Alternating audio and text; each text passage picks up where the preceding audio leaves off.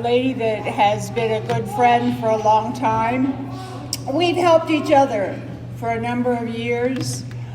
I've watched her grow up close and from a distance, and I miss her desperately, but I know that she's just a phone call away if I need her. We have FaceTimed and we talk on a regular basis. So at this point, I'd like to introduce my good friend, Mindy.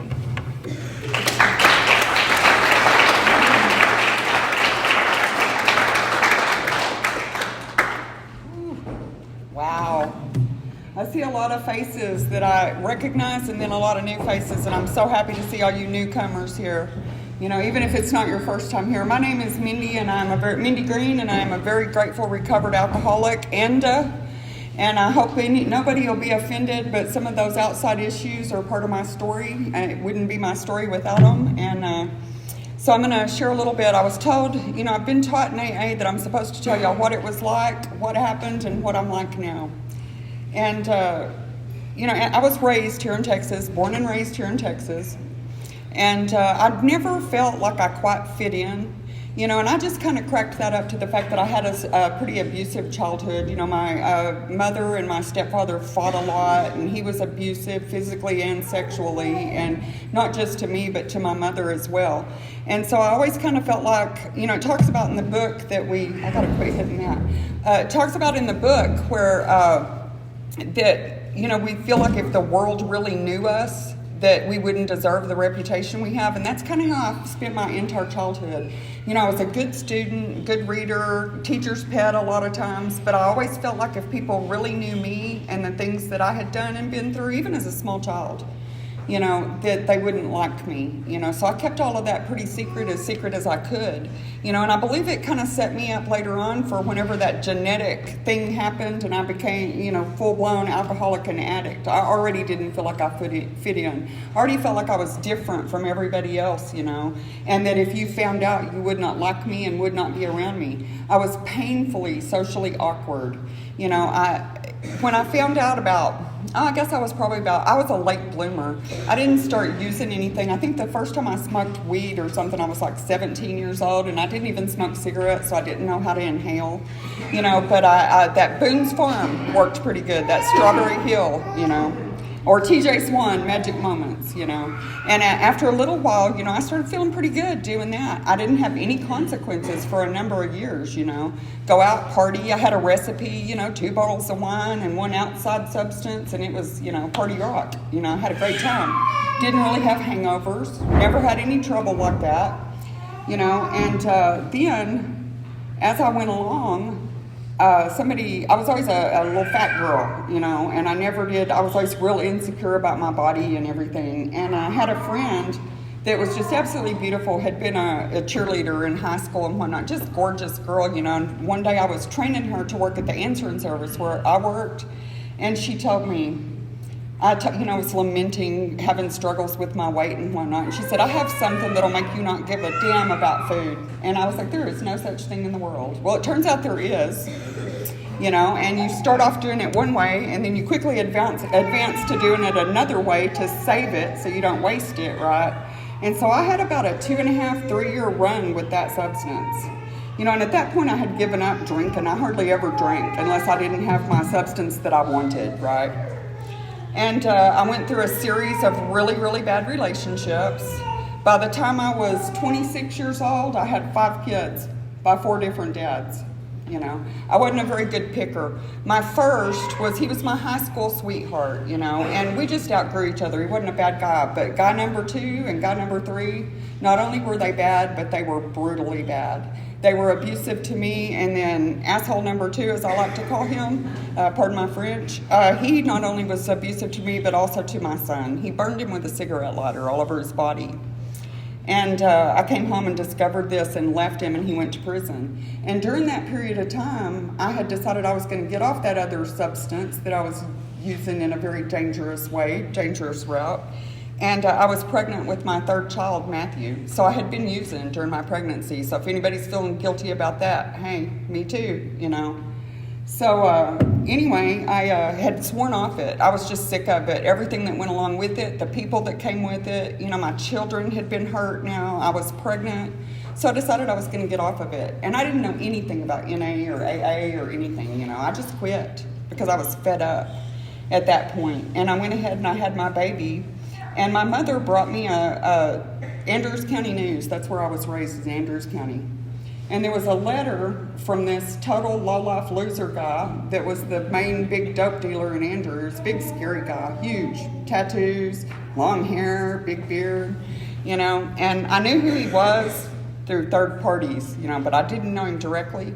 But I saw this letter that he had written from the penitentiary, and it pretty much basically talked about how he had lost everything, job, wife, car, home, everything, freedom, in TDC because of that substance. And knowing who he was with no ulterior motive at all, I wrote him a letter, just, hey, I'm trying to do the same thing, and we know some people in common, and I just hope you make it, And he wrote me back, and 7 months later he moved in with me, and we just celebrated 43 years, or 34 years. Dang, I'm making myself old. We celebrated 34 years in March, so he never left. But yeah, and we didn't really do anything. We spent our time dedicated. We took our kids to church, all that good stuff. We smoked a little something every now and then. He wasn't a drinker, neither was I. That substance was out of the picture, period. We were raising our kids. I had my 3 kids, and then he and I had 2 more together. So we had 5 kids, and I was 26 years old by the time these 5 kids came along, right? And my daughter asks me with her 3, how did you survive it? And I said, I have no idea. I was obliterated 90% of the time. I was on drugs. I was drinking. But anyway, so we minded our business pretty good, And then several years later, we were kind of at the height of our success. He was making really, really good money, owned his own business, had a beautiful home. And for some reason, we decided, that maybe we could drink and party a little bit, And somebody decided that they might have ADD, which coming from an old meth addict, that's kind of convenient, isn't it? So that kind of came into play. We were drinking, we were smoking, and we were doing that medication, and it progressed rapidly. And pretty soon it got to the point where I was taking pills all the time, opiates, and it was kind of an enabling situation. He didn't gripe at me for how much I was spending on those pills, and I didn't gripe at him when he was drinking handles of vodka a day, It was kind of like we just let each other make it. Well, it got to the point where somebody was going to die or something horrible was going to happen if somebody didn't get their stuff together. And it was quite obvious that he was way worse off physically than I was at that point, so I decided I was going to get sober. And I read a book by Dr. Drew, and I'm trying to avoid AA or NA with all my, just trying to avoid that. I ain't doing that. I'm even looking at rehabs and this, I could go that, and nobody would know me there. In my little small town, people were going to know me in 12-step programs, right? And I was like, they couldn't see my car parked at the, But I didn't want to go there and have everybody know my business, and he didn't want me to either. I have a business in this town. You can't go telling our business. But Dr. Drew, damn him, or bless him now, he kept talking about 12-step, 12-step. Well, there was no NA in that little tiny town. There was a little tiny shack of a building, and I went down there scared to death with my non-alcoholic addict friend along for support. And I go in there, and there's 3 people there. 2 of them, one is a positively ancient old man on oxygen.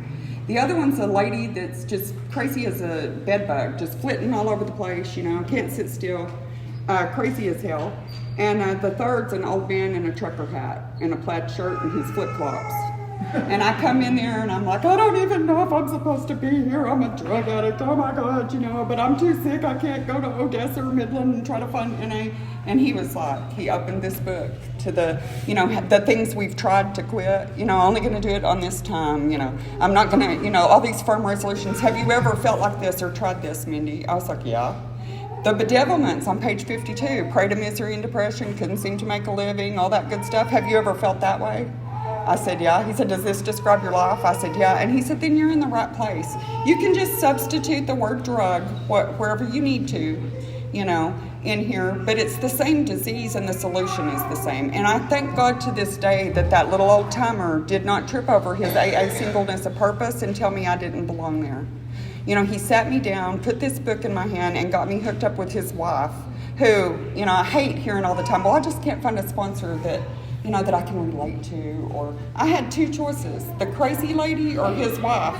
And his wife she worked for adult probation, and she supervised all the community service and took everybody's payments. And it was pretty obvious to me, I'm not going to be able to get shit over on this lady. She's heard it all. I am not going to be able to fool her, and I was terrified. Today, she's one of my best friends. She saved my life. She sat me down and worked these steps with me. Well, things rocked and rolled along for a really long time, Jerry got sober about 1.5 years after I did. He got curious because I was sober, and so he followed me into that AA group, and he got sober too. And we're just going along. Everything's going great. We're growing. Our spiritual life has really picked up. We're at peace. Things are wonderful, And I'm not going to sit here and blow smoke at you and tell you that my ego and my pride didn't build up during that time. There's not a lot of us women in here, right? We're kind of at a premium. We need you women, man. If I can't stress that enough, when you get out of there and you finished your steps, we need you, There's only a few of us that we're able to sponsor, So, and I just totally lost my train of thought on that, but I guess it wasn't important.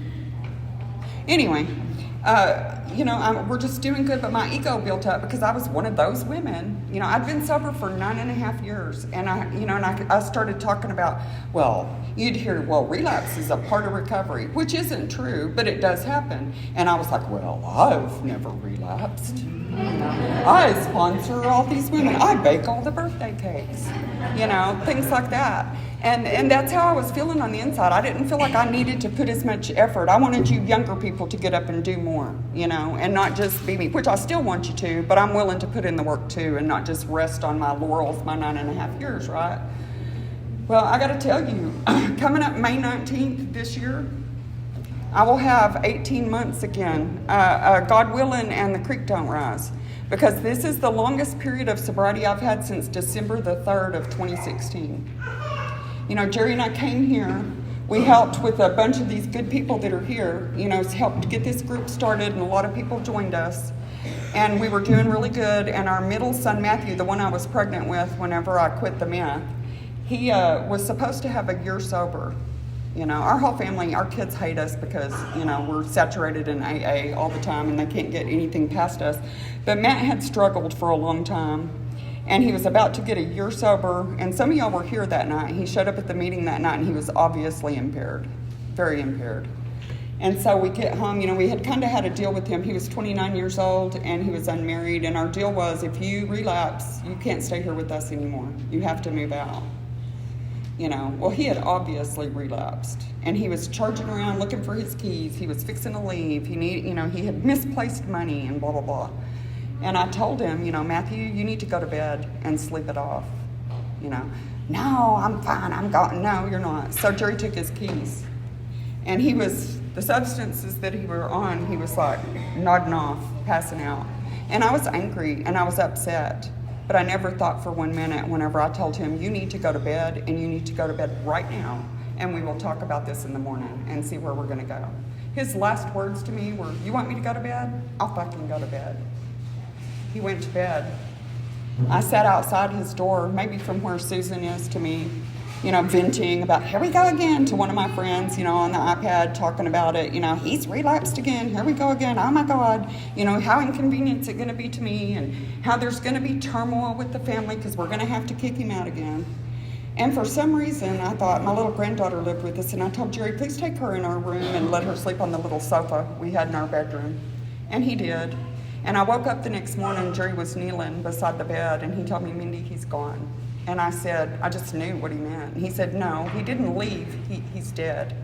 And I said, I know what you mean. And sure enough, he had taken a cocktail of various opiates, amphetamines, benzodiazepines, and he was dead. My 20-year-old son, who, those of you who knew him, he was a light. We just loved him. He was a wonderful person. It devastated our whole family.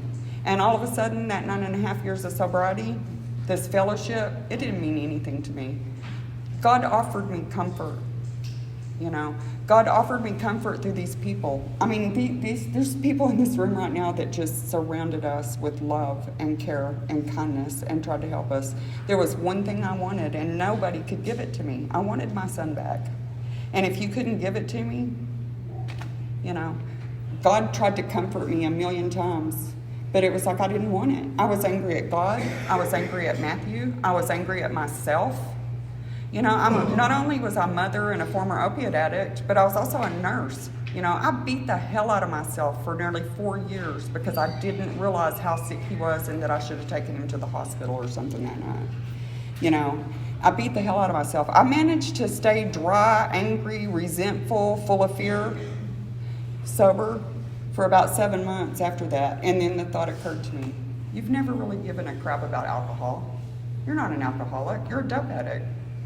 After everything you've been through, you deserve, you know, you can have a glass of wine or two. You deserve it. You need to rest and chill out. Big lie, huge lie. You know, so I started out with the little 4-pack. Got away with that. Got away with it a couple of times, you know. Before I knew it, you know, there's a part in the book that talks about this disease progressing, especially extra fast in women. And no matter how long you've left it alone, once you start putting substances back in your body, it accelerates. I've never blacked out in my life, guys. I used to pride myself on being able to drink big old guys under the table, you know. But my disease had been waiting in the wings. And when I started putting that alcohol on it, I started blacking out for the first time in my life. My husband would come home and he would say, you know, wow, that was really good chicken that you made. And I'm like, I made chicken? You know, I'm like cooking with gas, you know, just totally obliterated. I fell down and broke my hand. There's people in this room who came and got me whenever I was wearing a little shorty nightgown with no bra, no teeth, hair all over the place, drunk on my ass. You know, humiliation. You know, it talks about that incomprehensible demoralization. You know, and that's where I was, and I did that over and over and over. I'm standing here, guys. I have been to in 4 years, since December the 3rd, I have been to 5 detoxes, which one of them was Rivercrest, which is a scary, not nice one, you know. And I've been to rehab 4 times, you know. And every time I'd get back in there, get separated from the alcohol, and I'd start doing good again. I'd start getting healthy again, and I'd get home, and I'd quit doing it again. Now, I'd really like to be able to tell all of you that I quit, that I relapsed because my son died. Sounds good, doesn't it? Sounds like a good excuse, you know, after all I've been through, you know, I'm suffering so bad. But why I really relapsed, and it took me a while to understand this, was because I quit praying. I lied all the time. How many of y'all asked me, you know, are you okay? Is there anything? I'm fine. I'm good. I'm fine. Biggest lie you can tell. Instead of saying, I am dying on the inside, I am crushed, I couldn't bring myself to say it because that had knocked me off that pedestal of being one of those women in AA. You know, and we can't hide it. We try to hide it. They knew something was wrong with me, you know. But yeah, I can't say I did it. Jerry lost his son. You know, he didn't do it. As a matter of fact, that Saturday morning when Matt passed away, he had an appointment to go and speak like I'm doing now at a group in Midland. And he went, and he did that, and he spoke that night. You know, that pissed me off too. It was like, well, he must not care about him as much as I do. Why isn't he? You know, he was still praying. Sometimes his prayers were like, what in the hell were you thinking, God? How could you do this to us? But he was still praying. I was radio silent. I had nothing to say to God. I didn't want to hear anything he had to say. And I didn't want to hear any of you people who would tell me, one of these days, this is going to be a great part of your story. I didn't want it to be a great part of my story. I wanted my child back, you know. Guess what? I can stand here today and say I don't know how great of a part it is, but there's a really fine line between grief and self-pity. And that's exactly where I had landed in that, was self-pity. And I could get back into it so easily, you know, quit doing my stuff, quit praying, quit doing any meditation, quit sponsoring people, quit answering phones, quit coming to very many meetings. You know, just enough to keep up appearances. You know, every time I drank again, every time. The good news is every time I got back down on my knees and I quit drinking again and I started praying again and I started trying to help other people, I got sober again. Now, why in the hell would I keep on relapsing over and over and over like that? I don't know. The only answer I can tell you is that I am an alcoholic and an addict. And when I put anything in my body wants more, no matter where it ends up, right? And the reason being is because I was not connected to God. My defense against this disease is God. And if I'm ignoring him and I'm angry at him, he's not going to defend me. He's going to let me go out. You know, our old timer used to say, well, go out there and get you some more of that shit. You know, and so he'll let you do that. The thing is, do you have another chance to come back? We don't always. You know, we don't always. I feel so blessed. He obviously has me here for a purpose. And even if it's not a fun purpose all the time for me or what I would like to be doing, he has me here for a purpose. You know, otherwise I'd have been gone a long time ago. My last drink was on November the 11th in 2020. You know, and it was, I had come off of I'd been in rehab again, came off a really bad drunk. You know, my son had to come over. Jerry had a bin full of tools, power tools, and during one of my blackouts, I had mistaken it for the toilet. And my youngest son comes in, and here I am, mom, with my pants down around my ankles. I was stuck in that bin with all the, it's a miracle I didn't drill my butt or saw my butt or something, peed all over the tools.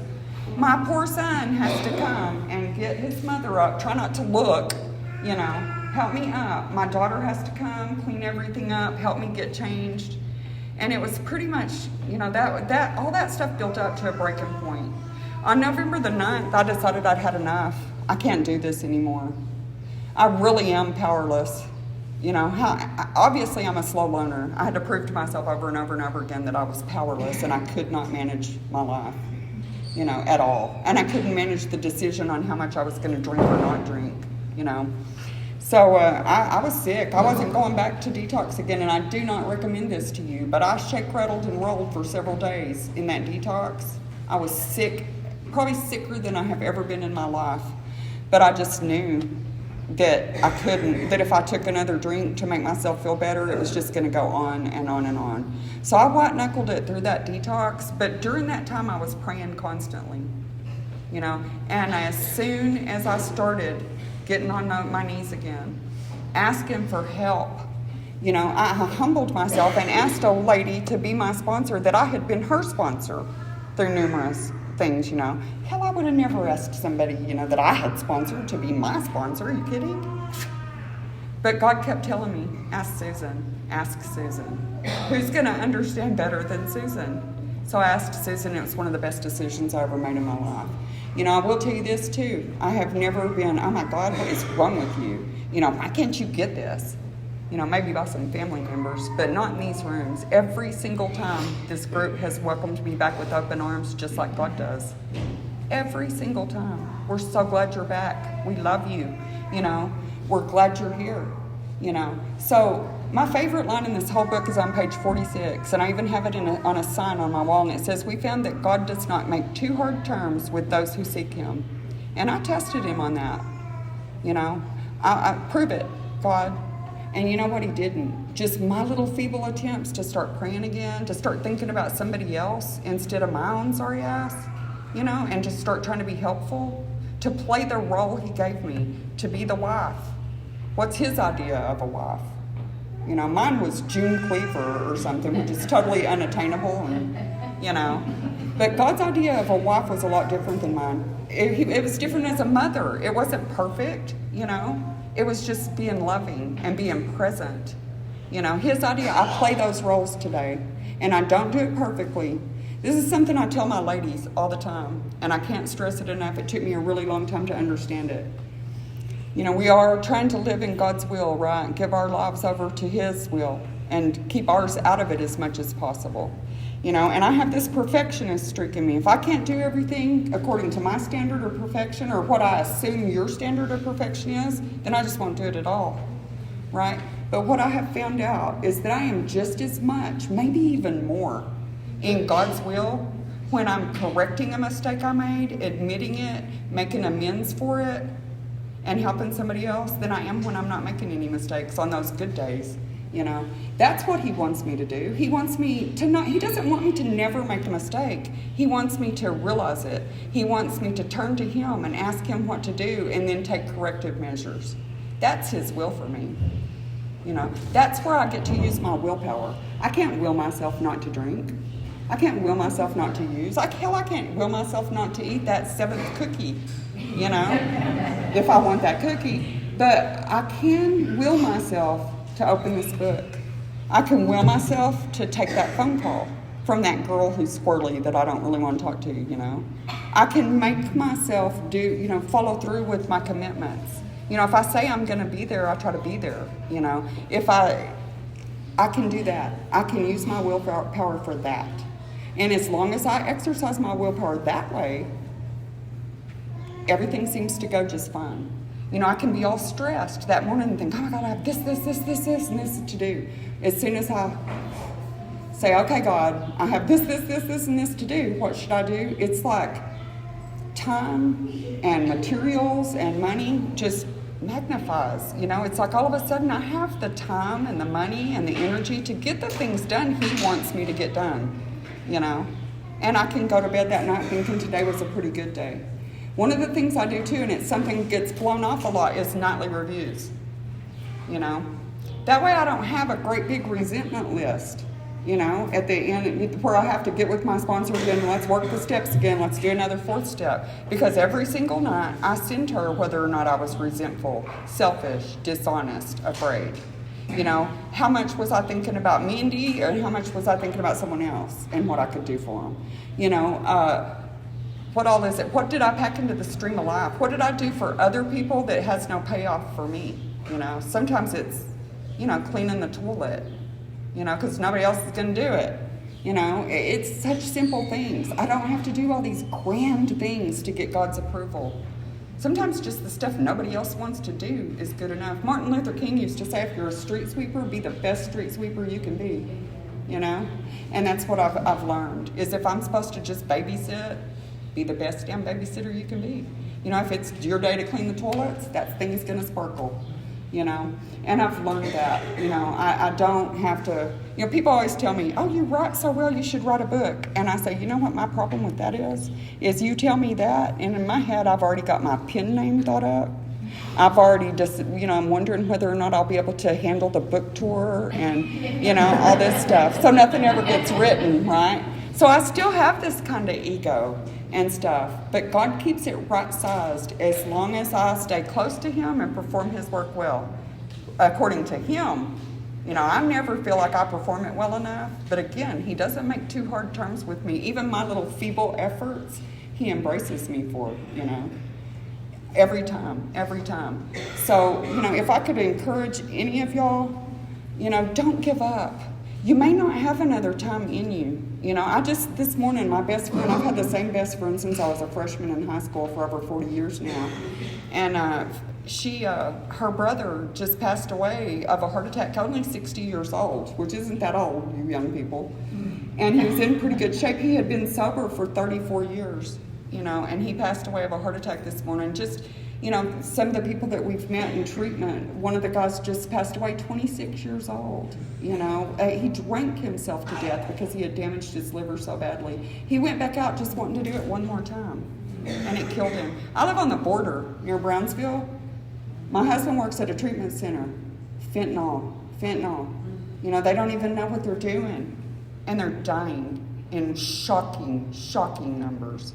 You know, we don't always get a second chance at this, and I'm so grateful to God for all the chances he's given me. And, you know, God willing and the creek don't rise, I'm not planning on going back. And I know I won't as long as I do this every single day. You know, it feels like a tall order. You know, in how it works where it says, what an order, I can't go through with it. You know, they're bombarding you, especially you ladies in treatment. You know, they're giving you all this information all at once, and you're maybe just detoxing and your head's swirling, and, you know, and it's like, oh my God, how am I ever going to keep this straight? It'll come straight. I promise you. It will come straight, and it's way easier than what we think it is in our mind. You know, I can stand up here today and tell you that I peed in a bin full of power tools. You know, how many other people have peed in weird places in here? Show of hands. Thank you. Yeah. Or passed out here or there, or, Yeah, but, there's no shame in my game anymore. I do not regret the past, and I don't wish to shut the door on it. And when it comes to losing my son, it was like, people are probably sick of hearing about it. I should get over it. And that's unrealistic. You don't get over. You get through the grief. And so I wanted God to take it away. And since he didn't, I was pissed. You get through that grief, not over it. And I can't say that I've gotten over it. I never will. He's my child. But I have come to terms with it, and I'm at peace with it, And I can use his story for something better, not as a scary tale, When it first happened, we had some people who were like, we know where he got the drugs for, and let's go, yeah. And we were like, no. Well, why? Don't you want him to get in trouble? I'm like, he would have got it somewhere else. They were his group of friends. They were just doing what addicts and alcoholics do, and he was just going to do it one more time. He just wanted one more run of feeling good. Guess what? He had the job, he had the car, he had the relationship. What he didn't have, that connection. He let it go. He got all that stuff back, and he let this go. And that one time he decided he wanted to get high again turned into the times that killed him, So, and it can happen to any of us. It's not a horror story, it's just a fact, So anyway, it's just, that's what it used to be like and what it's been like. I still have little struggles, We've had some health problems in our family. I have my great-grandson that's 3. I've raised 5 kids and a couple of grandkids, and now I have a 3-year-old great-grandson that I'm raising again, and I'm like, but he's such a blessing, and I realize he needs me, So maybe we'll have to hold off on the book tour until next year, But that's what the role God's assigned me right now, and that's okay. That's an important job. How many of us women think, I'm just a housewife? Just most important thing, is to raise good little humans, and give them a loving environment. So, God's just really brought home to me over this last almost 18 months now, just how simple you can keep this. You don't have to overthink it. God's going to reveal himself to you. Other people's experiences and sponsors and people who've gone through some of the same things, they're going to show you things in here. It's very simple. This is what my walk looks like today.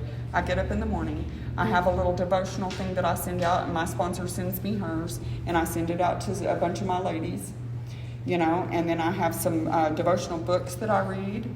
I have my 2 prayers. I do my 3rd step and my 7th step prayer. I'm not going to lie and say I do it on my knees all the time because I have a bad knee. God understands. But I do that. And then I have a little time of meditation, that I just sit and listen. Prayers when I'm talking to him, but meditation's when I'm listening to see what he's going to say back. I do that. It depends. Some days I only have maybe 5 or 10 minutes because something's demanding my attention, namely Mikey. But there's other days where it can last an hour, 30 minutes, an hour. It doesn't seem to matter to God as long as I make the effort to do it, right? And then throughout the day, I have timers set on my phone at all different hours at random, that tell me you're no longer running the show. Thy will be done, not mine. Because I forget. After all these years in these rooms, I still forget so easily, So it helps me, and I can just say thank you. One of them says thank you. One of them says thank you for a new day. Keep me sober today, I have these little timers, and it's so funny. A lot of times one of them will go off when I'm like getting pissed off at somebody in front of me at the red light or something, and it's like, you're no longer running the show, and it's like, right, you're right. So little things like that. And then I do that nightly review, If I make a mistake, I may sit and rotate it on it for a little while and, brainstorm about it, but not for long. I don't like feeling that way anymore. I want to be at peace with people and with the world, And so as promptly as I can, I admit it and I make whatever corrections necessary, Or if it's a fear, I pray about that fear and think about somebody else. But that's my day, It's not 24/7 reading this book, and calling my sponsor every time I have a bad thought. She'd kill me, man. She'd be on the phone all day, sometimes. But it's really, really simple, and we make it so hard, and we build it up into our mind. My old timer used to say, there you go, pole vaulting over mouse turds again. Get that? Pole vaulting over a little tiny thing, that I could just walk past without even noticing. You know, we run to extremes. We can make tiny little deals huge. You know, I don't have to do that anymore. If it gets huge, it only has to stay huge, you know, for just a little tiny bit.